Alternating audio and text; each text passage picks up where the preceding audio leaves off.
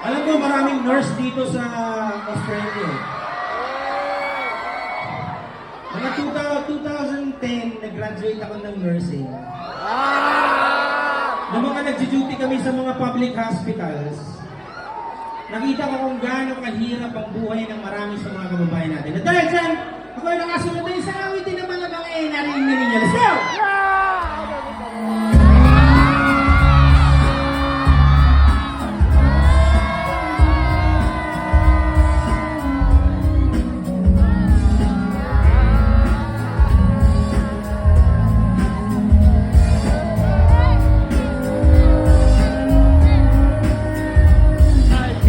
Di ko alam kung bakit, puro na lang masakit. Di ko alam kung bakit, puro hirap at galit. Di ko alam kung bakit, aking tanong ay bakit. Di ko alam kung bakit, parang ang layo ng langit. Di ko alam kung bakit, puro na lang masakit. Di ko alam kung bakit, puro hirap at galit. Di ko alam kung bakit, aking tanong ay bakit.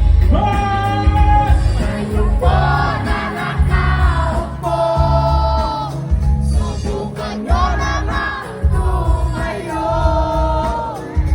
At baka